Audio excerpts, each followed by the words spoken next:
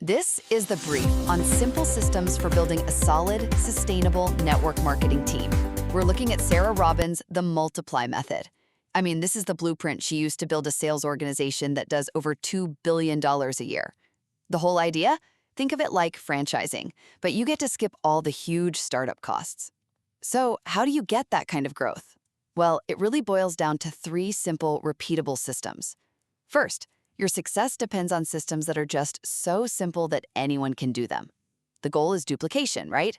That's how your income grows, even when you're not the one personally recruiting. And that only happens if your process is super easy to follow. But, systems are nothing without people. So, second, you've got to master the art of inviting. Just remember, compliment, conversation, connection. You start with a genuine compliment to build rapport. Then, get a conversation going. Ask open-ended questions, because people love to talk about themselves. Then, and only then, you connect it back to your business. Finally, to turn that interest into enrollment, you use the why, what, who presentation. You lead with your personal story, your why. Then you explain the company's offering, the what. And you finish by describing who you're looking for, always asking this killer question. Who do you know that this would be great for? By mastering these simple systems for prospecting and presenting, you build the foundation for success that truly multiplies. Factoring can meet the cash needs of energy companies looking to expand. Contact Chris at Versant Funding to learn if your energy client is a factoring fit. Welcome to the deep dive. Network marketing is a business model that, it often comes with a lot of baggage and skepticism, right? It really does. But what if the success or failure of that model didn't depend on luck or a specific product or even charisma? What if it was purely about the system? That's exactly what we're dissecting today. We're deep diving into The Multiply Method by Sarah Robbins, which argues that the key to building sustainable, massive teams lies in systems. Systems so simple they're instantly duplicable. Right. So this book is really a roadmap. It's for achieving massive duplication, and it moves the focus away from being some superstar salesperson and places it squarely on a strategy that pretty much anyone can follow. I was immediately hooked by the author's origin story because she's the last person you'd expect to build a multi-billion-dollar organization. Not at all the typical profile. No. It's 2008, recession-era Detroit. Robbins is a shy kindergarten teacher, and she's genuinely worried about job security because of budget cuts. She starts this business part-time, really just fueled by necessity. And this wasn't just a side hustle that paid the gas bill. By the end of her second year, she'd replaced her full-time teaching salary. Wow. And that initial systems-driven success, it just scaled exponentially. In only 5 years, she'd built a sales team that generated over $2 billion in annual sales. $2 billion. That's an almost unimaginable scale. A true unicorn success story. And it's built from the ground up by someone who was, initially described as timid. Right. But the real validation came after that peak. This is the crazy part. The company she was with suddenly changed its core business structure. They moved almost entirely to affiliate sales. And she lost over 99% of her income overnight. That is a career-ending moment for most people. It was an absolute crisis. It forced a high-stakes rebuild. But here's the critical insight, and this is everything. Because she had focused on building repeatable, personal systems, the Multiply Method, and not on the company's specific rules. She could do it again. She was able to duplicate her growth and build a new massive organization, even faster the second time. It proved her success was rooted entirely in this transferable blueprint. So our mission today is to unpack these core systems and see how they create that explosive, repeatable growth. Okay, let's look at the foundational architecture of this blueprint. Robbins often frames network marketing as pseudo-franchising. I think that comparison is powerful. It is. It instantly shifts your brain from just selling a product to selling a process. Exactly. When you look at successful franchises, like a major fast food chain, their success is all about consistency. Whether you're in Tokyo or Tucson, the burger is made the exact same way. Right. The steps are identical. That replication is the system. Now, the challenge in network marketing, and this is a critical difference, is that while it's pseudo-franchising, it lacks the, mandatory legal structure. There's no intense centralized training. So the system has to be self-imposed. It has to be absolutely flawless and incredibly simple because there is nothing to enforce it except belief and just ease of use. Which brings us to the core philosophy. Momentum is not built by a single star doing a ton of heavy lifting. It's built by many people doing a little bit consistently. Precisely.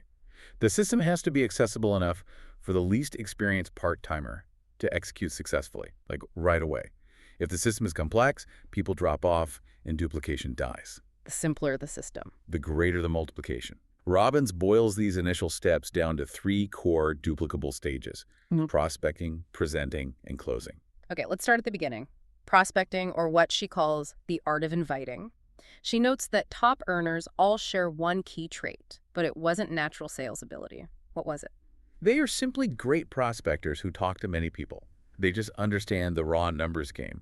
She highlights a leader who showed his plan to 1,200 people. 1,200? Yeah, only 300 of them signed up. And out of those, only 11 people ultimately became his key income producers. So success isn't about convincing 100% of people. No, it's about having enough conversations to find that 1% who are really ready. Exactly. And the method for having those conversations is deceptively simple.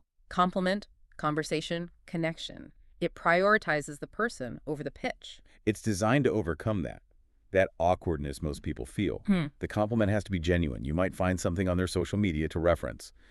Then the conversation uses open-ended questions governed by the mantra TNNY. TNY, their interest, not yours. Right. You're genuinely trying to catch up. I appreciate that emphasis on TNY. It sounds so simple, but it fundamentally shifts the conversation from, a needy pitch to genuine curiosity. But it does. If you spend 80% of your time asking questions about their life, their career, their family, you're fulfilling a real need for connection. The system teaches that you only move to the connection step after you've built that rapport. And how do you make that transition? You transition gently, often by asking for their opinion or feedback on your business rather than just asking them to join. Okay, so once you've secured that initial interest, you move to presenting. And the book emphasizes this has to be short, sweet, conversational, and easy to mimic. 15 minutes is the sweet spot. Yeah, and to make it short, it has to follow a tight structure. WY, a what? AWHY. The presentation begins with the WHY. This is the most critical and duplicable part. You share your story, but you focus on meaning over money.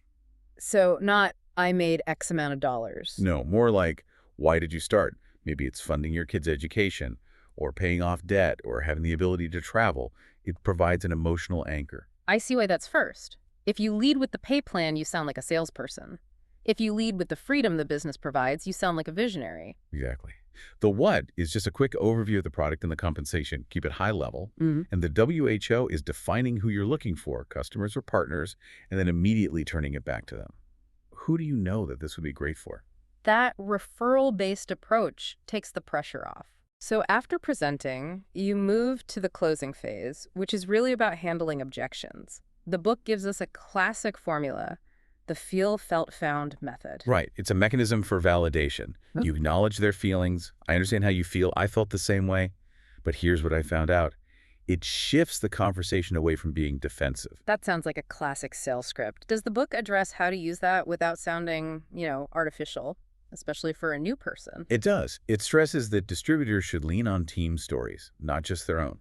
If someone says, I have no time, you share the story of a successful partner, say a single parent who built their business in under an hour a day. So facts tell, but stories sell. Exactly. And the team provides that bank of stories. Same for the no money objection. You'd use a story about how someone earned back their initial investment in the first month using the Fast Start system. Speaking of stories, the book drives home the need for persistence with this anecdote about the $50 million woman. That story is wild. It's genuinely terrifying for anyone thinking about quitting. So a business partner was leaving the team, totally burned out, but she agreed to send one final passive email. One. Okay. One single person joined from that email. That one person went on to build a sales organization whose lifetime earnings are estimated at $50 million. And the original partner quit. Quit days later thinking that one person wasn't enough. The lesson is just. It's so clear. You never know who is hiding in your network. So persistence is key. But once you get that yes, the clock starts ticking. That brings us to the crucial stage of getting them immediate wins, the fast start. Yes. The Fast Start system is designed for immediate momentum. Proof of concept. New recruits revisit their WHY, set short-term goals, and the core activity is scheduling launch events. Why are events so critical in those first few weeks? Because they simplify the whole process down to one thing, inviting. A new distributor doesn't have to be a sales expert. They just have to focus on inviting people to an event where a more experienced partner does the heavy lifting. It minimizes overwhelm. And it maximizes early customer acquisition and belief. We see that perfectly with the story of Emily the nurse. She was thinking about quitting, felt totally overwhelmed. Right. But her launch event was already scheduled. Invitations were out. She felt like she had to show up for her guests. And she got her first customers and partner at that event, made her first promotion, and that little win inspired her to keep going. The system forced her commitment. Absolutely. The system is designed to leverage skills they already have, like inviting, while they develop the new ones. So moving to long-term sustainability, let's talk social media. The book lays out a clear strategy here, the 9-10 rule. The 9-10 rule is critical. 9 parts of your content must provide genuine value, inspiration, education, entertainment. Only 1 part should be about the business or product. The goal is to become the place people check on purpose. Right, not the person who is just constantly pitching. It builds trust and positions you as more of a thought leader. And that content strategy feeds directly into curiosity marketing. This is the content to cash approach. You sell the benefits, but you don't actually tell the company or product name. That's strategic. By only selling the benefit like, I have so much energy now, and then inviting dialogue with a call to action like, comment energy below. You get warm leads in your inbox. Exactly. It lets you tailor your response personally. Yeah. It's so much more effective than just spamming a generic link out there. And once you have the customer, the key to that residual income is customer retention. The focus has to shift from transactional to deeply relational. This is where the money is made long-term. Robbins introduces a core tool for this. The 5 simple follow-up questions asked monthly. What are they? They cover product satisfaction, reordering, upselling new products, the distributor benefits, and of course, referrals. This one simple conversation is basically a systematic monthly audit of every growth possibility in that relationship. That's powerful. It forces the conversation beyond just the initial sale. Finally, let's touch on culture and leadership. Robbins emphasizes that leaders have to play the long game. Yeah, because no company stays in hypergrowth forever. Leaders have to coach their teams through the plateaus and the challenges. And the true engine of that culture is recognition. People will work harder for praise than for raises. That's the quote. Since most of these teams are part-timers, who are often financially stable somewhere else, recognition through raffles, contests, celebration, that's the primary driver of activity. It keeps people plugged in. So if we pull all these threads together, what does this mean for you, whether you're in network marketing or running any sales team? I think the takeaway from the multiply method is that the magic isn't in talent. It hinges entirely on obsessive consistency and simplification. Duplication equals multiplication. The blueprint works because the systems are simple, they're repeatable, and they are scalable. The author's ability to rebuild her business proved the power wasn't in the product, it was in the discipline of the blueprint itself. The ability to design a life and multiply your impact far beyond just money. That's it. So here is the final provocative thought we leave you with straight from this analysis. You always have to pick your hard. Which path is genuinely harder, committing to building a simple, duplicable business system now and designing a life that truly fits your priorities? Or staying stuck in the 9-to-5 grind, trading hours for dollars and barely getting by. Success at the end of the day is tied to the willingness to say yes to the discipline of the system every single day. Commercial bakeries can benefit from the additional working capital factoring can provide. Contact Chris Lehnes at Versant Funding to learn if your client is a factoring fit. Welcome to The Debate. Our focus today is on a really fascinating and fundamental tension within high-growth, community-based business models. We'll be looking specifically at the framework in the multiply method, simple systems for building a solid, sustainable network marketing team. The author presents a pretty clear case for achieving rapid, exponential success like the team that hit over $2 billion in annual sales in just 5 years, by implementing what they call a pseudo-franchise based on universal duplication. And yet that same material heavily emphasizes the need for, deep, personalized relationships, authentic conversations, and some very high-level leadership development. And it calls those non-negotiable requirements for achieving that kind of multiplication. Exactly. And that tension brings us to our central question today. Does the extraordinary multiplication that's achieved primarily derive from the simplicity and The universal duplicability of its systems, the ease of the pseudo-franchise model? Or is the resulting scale inherently dependent on complex, high-level leadership skills that are just by their very nature incredibly difficult to replicate widely across a massive team? A great question. I'm going to argue that system simplicity is the primary catalyst. It's the engine, really, for that massive scale and sustainability. The systems are what make finding those elite few even possible in the first place. And I'll maintain the opposing view, that while simple systems are, sure, a necessary floor for basic entry, the true ceiling of multi-billion-dollar success is ultimately determined by the complex, non-replicable components of authentic leadership and the mastery of advanced skills by just a handful of people. Okay, I can see why you think that simplicity is the key driver. The core evidence for your position is pretty compelling, I'll admit. You've got the promise of replication proven by achieving $2 billion in sales in 5 years with hundreds of thousands of distributors. I mean, that validates the claim that the model is simpler and easier to scale than a traditional franchise, right? It emphasizes that success is built by many people doing a little bit consistently. Precisely. The genius of the model is that it ensures success is not dependent on the existing charisma or reputation or the network of any one single individual. It provides a proven blueprint that sort of democratizes the early stages of activity. I mean, just consider the foundational prospecting framework: compliment, then conversation, then connection. That's a 3-step system designed to simplify what are, complex human interactions. It reduces the interaction barrier so low that a self-described shy young kindergarten teacher, the author herself, was able to become the #1 recruiter.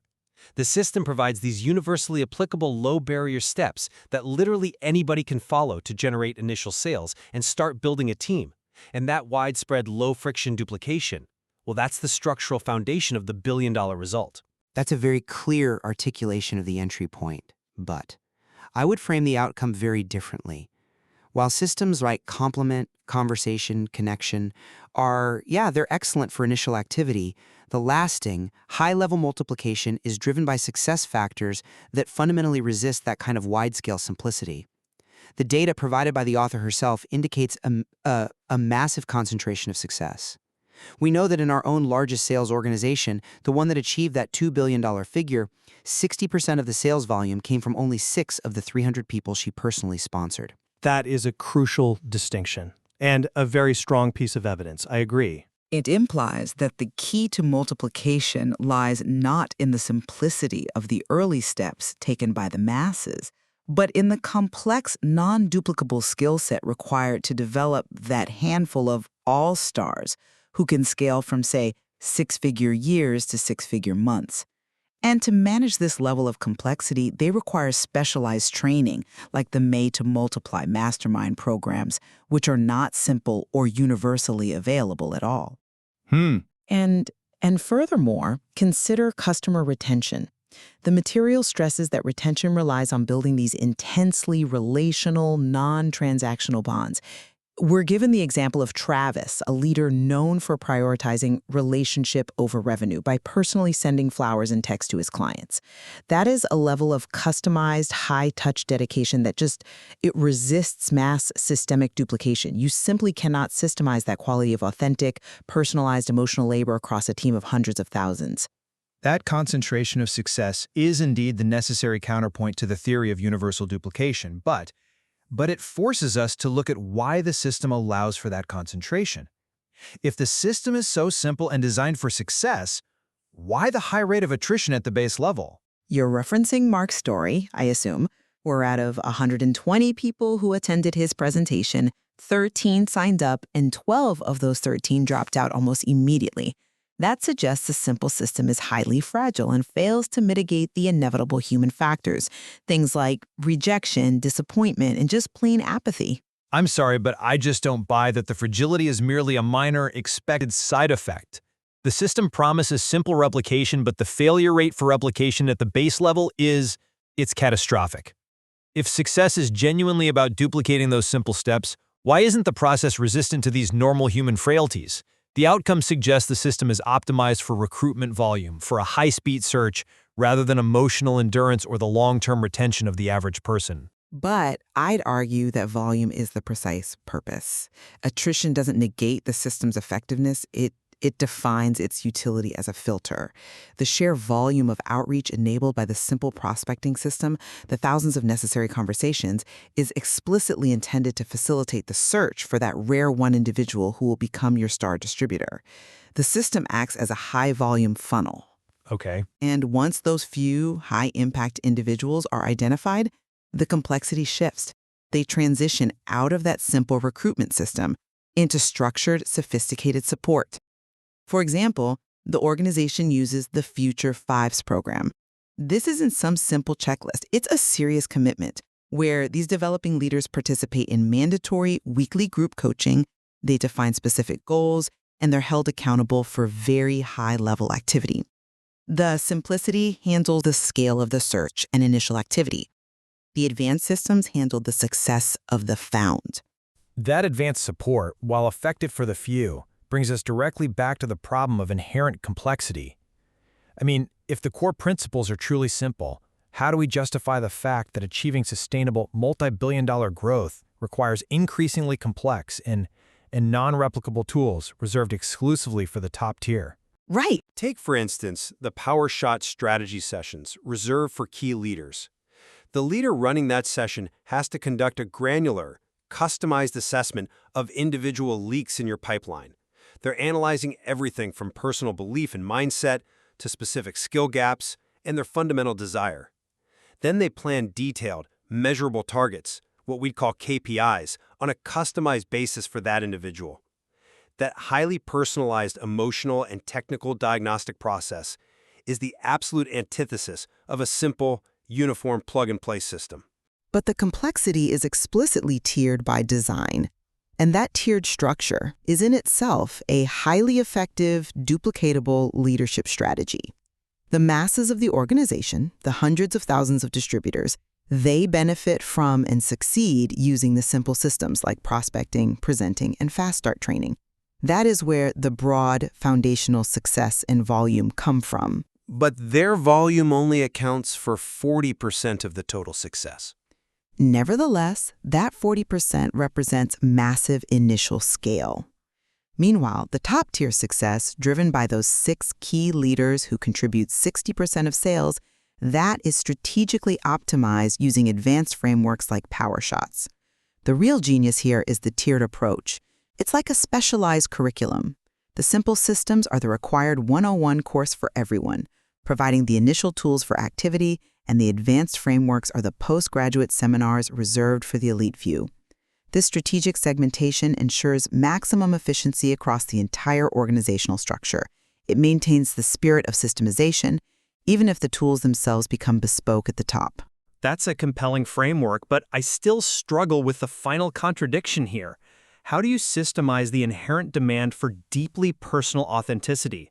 The material constantly stresses leading with integrity, with heart, and using your why, your personal mission, and your emotional story as the most convincing presentation tool. This kind of vulnerability and individuality, coupled with the explicit directive to prioritize people over profit and relationship over revenue, that is fundamentally anti-systemic and incredibly difficult to pass down and replicate. I would argue that authenticity is not an obstacle to the system, but rather its most powerful fuel. And it's integrated directly into the training to ensure it scales. The presentation model itself provides a highly replicable structure for sharing one's story. It's the why, then what, then who sequence. You start with your personal mission, your why, then you move to the product or opportunity details, the what. And finally, you identify the ideal team member profile, the who. This framework tells distributors how to package and share their unique story and connection points without relying on scripts or, spammy tactics. But the emotional impact of that story, the ability to lead with true vulnerability, that relies on the intrinsic quality and the emotional resonance of the individual leader. A simple system can lay out the structure, why, what, who, but it can't manufacture a compelling why. It can't teach a leader how to lead with genuine heart under pressure. However, the system ensures that authentic conversation is leveraged efficiently and protected. It teaches the new distributor how to navigate the inevitable emotional barriers of objection using techniques like the feel, felt, found method. And this method is a crucial piece of the duplicatable communication strategy. You validate the prospect's concern, feel, you share a similar personal experience you had, felt, and then you offer the solution, found. By packaging genuine connection and emotional navigation into a structural format, the system protects a distributor from that paralyzing fear of personal rejection. It transforms vulnerability into a business advantage and allows even the most authentic and heart-led leader to scale their personal impact through repeatable dialogue techniques. We are left, then, with a profound organizational duality at the heart of the multiply method. There is an undeniable power in the discipline of simple, replicable systems, the prospecting, presenting, and fast start systems, designed to handle massive volume, recruit broadly, and minimize the initial complexity for the new distributor. This accounts for the scale and the broad-based empowerment the author touts. And that broad-based initial activity and success confirms the vital power of those core systems. They empower the majority of distributors to engage in profitable activity and locate the high-potential individuals who will drive the organization forward. That foundational success would be impossible without that underlying systematic structure. Yet, the extreme concentration of $2 billion in sales among only those 6 top leaders, it strongly suggests that the systems, while necessary for achieving baseline activity, cannot fully replicate the highest value component, the complex, nuanced skill set, the deep personal authenticity, and the enduring dedication of the truly exceptional leader. The systems build the platform, but the leader determines the height of the ceiling. The journey through the multiply method asks us, ultimately, whether a highly simplified structure can provide the essential, scalable framework necessary to successfully support the complex, emotionally driven human network required for billion-dollar success, or whether the organizational magic remains perpetually tethered to the unique, exceptional ability of a few individuals willing to step into those advanced and inherently non-replicable leadership systems. A necessary distinction to consider for anyone attempting to build durable scale in human networks. Thank you for this illuminating exchange. Factoring can meet the cash needs of staffing companies looking to expand. Contact Chris at Versant Funding to learn if your staffing client is a factoring fit.